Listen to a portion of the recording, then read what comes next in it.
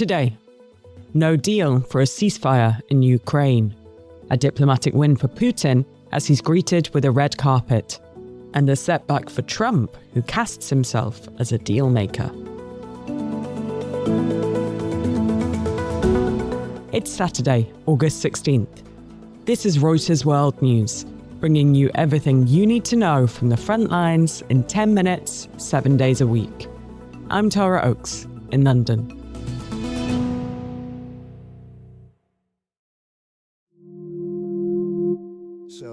There's no deal until there's a deal.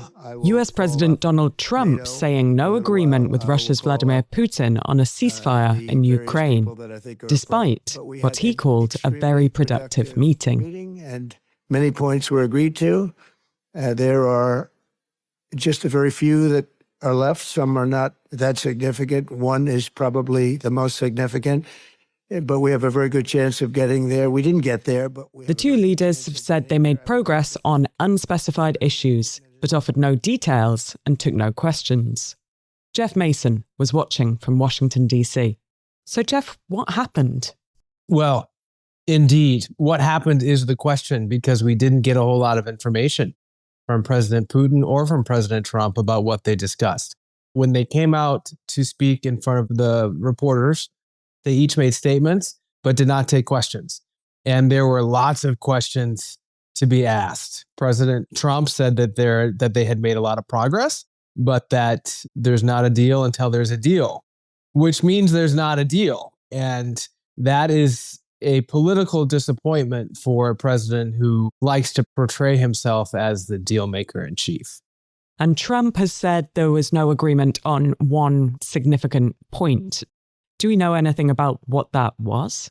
What I think will be interesting is watching in the coming days whether or not any more details emerge after the president speaks to his NATO allies and to Zelensky.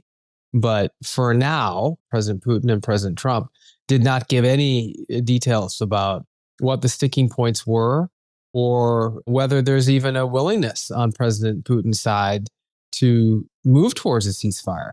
President Trump used positive language about it, saying there had been progress. And President Putin used very flattering language about Trump, which is a technique that a lot of foreign leaders use now with the US president. But neither of them came out and said, this is what's left to do and we're going to get it done, or these are the major sticking points, or this is why we didn't reach a deal. And this summit was arranged just a few days ago with the shadow of these possible US sanctions on Russia looming. Do we know anything at this stage about what might happen to that threat of sanctions?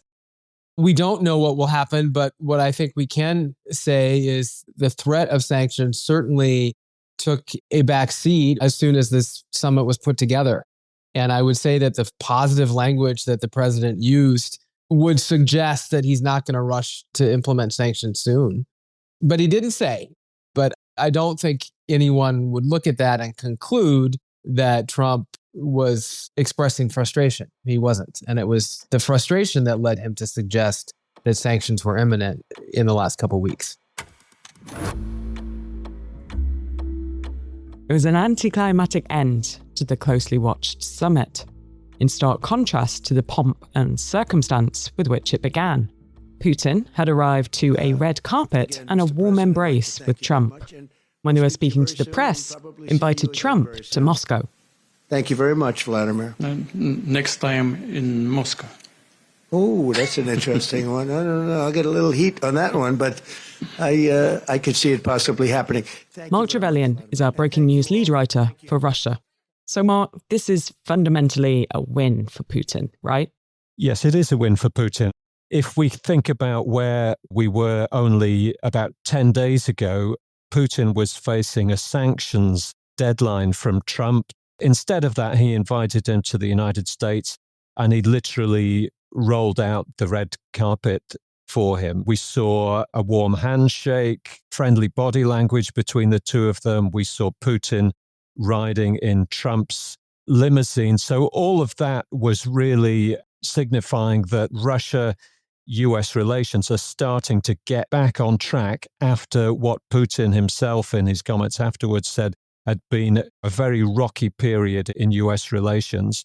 So on the ground, what does this mean for the continuation of the war? Again, Trump had said he wanted a ceasefire, and he said he wouldn't be happy if he didn't get a ceasefire today, and there is no ceasefire. The logical outcome then is Russia will continue with this war. And it was notable to me that Putin used the language that he has used time and time again about the Ukraine war. There was no sign of any shift there. He repeated the mantra about having to address the root causes that had led to the conflict, address Russia's legitimate concerns, as he put it, and he warned that Europe and the Ukrainians shouldn't disrupt the process with what he called provocation or intrigue. So these were very assertive comments by Putin, no softening of his position in any way, and therefore the logic of that is that Russia will carry on pursuing what it still calls its special military operation in Ukraine until it achieves its objectives there, which is what it's been saying for a very long time.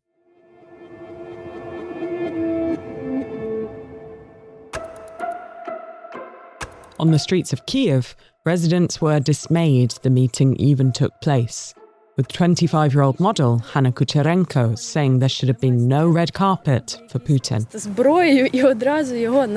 adding that Ukraine's President Volodymyr Zelensky should take part in any peace talks. Trump has suggested a meeting would now be set up between Putin and Zelensky, which he might also attend, without giving further details.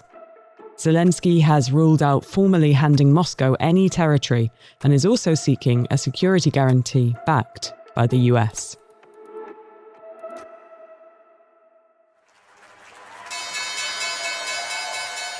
President Trump says he doesn't immediately need to consider retaliatory tariffs on China for buying Russian oil, but may have to in 2 or 3 weeks. China and India are the top 2 buyers of Russian oil. Trump imposed an additional 25% tariff on Indian goods last week for continued Russian oil imports. He was asked by Fox News' Sean Hannity if he was now considering such action against Beijing after he and Putin failed to produce an agreement to resolve or pause the war in Ukraine. Well, because of what happened today, I think I don't have to think about that. Now, I may have to think about it in 2 weeks or 3 weeks or something, but we don't have to think about that right now. I think the meeting went very well. It's a historic day.